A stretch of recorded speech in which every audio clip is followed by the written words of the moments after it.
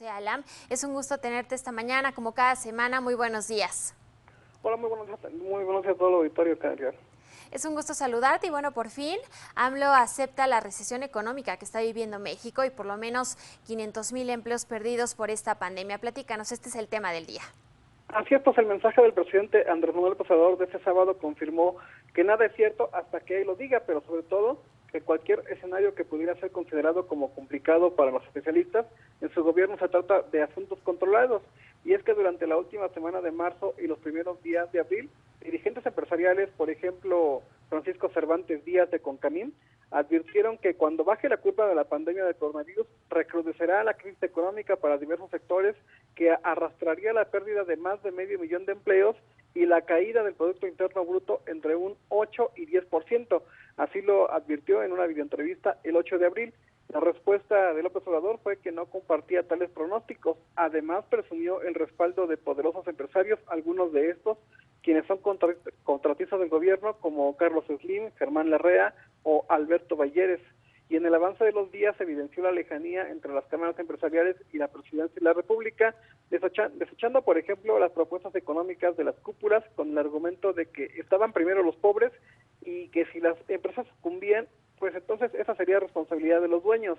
Un mes después, el sábado pasado, como lo dije, en su video mensaje, anunció que habrá una recesión y que además se perderán cerca de 500,000 empleos, por lo que su gobierno ha reforzado la entrega de créditos para pequeñas empresas con la finalidad de reactivar la economía y cuidar la población.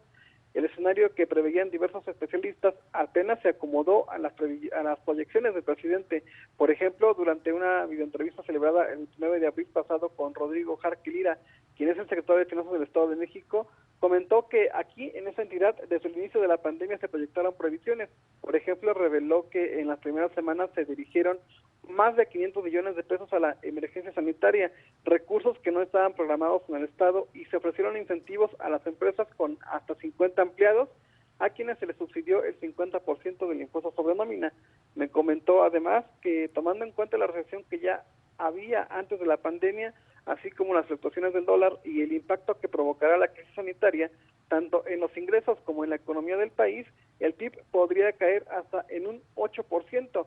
Por cada 1% de desviación de los supuestos macroeconómicos que ya se tenían contemplados en el paquete fiscal federal, previstos obviamente por la Secretaría de Hacienda y Crédito Público, los estados perderían 17,000 millones de pesos en conjunto. De esta manera, si el PIB cae en 6%, la reducción en participaciones federales para todo el país sería de más de 100,000 millones de pesos, lo que obliga a la Secretaría de Finanzas y gobernadores de cada entidad a empezar a analizar cómo llenar el hueco o qué ajustes se tienen que hacer en el gasto. Obviamente lo digo, en el Estado de México se preveía esa situación desde antes de la pandemia. Habrá que ver cómo se prepararon las demás entidades, pero el mayor problema, Katia, será para la clase media, para los pequeños y medianos empresarios y sobre todo quienes viven al día. Siendo algunas son los más afectados, pues ahí cómo se acepta ya este escenario económico que vive nuestro país. Como tú bien lo mencionas, la situación económica ya estaba en crisis, simplemente esta pandemia vino a acelerarlo y bueno, pues son estas cifras que se habían negado.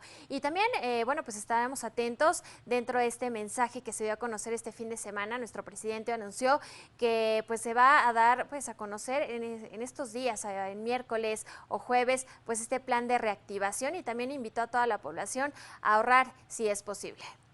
Así es, pues hay que esperar el mensaje de esta mañana y lo que puede suceder en los próximos días, porque también está ahí el tema del regreso a clases, que por ejemplo el gobernador de Jalisco, Enrique Alfaro Ramírez, dice que Sí. no observan condiciones en el país para que se dé, y por lo menos en su entidad no habrá regreso a las aulas, sino sería de manera virtual.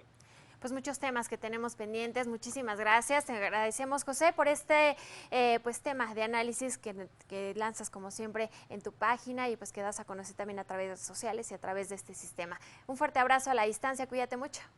Saludos para todos. Buen día.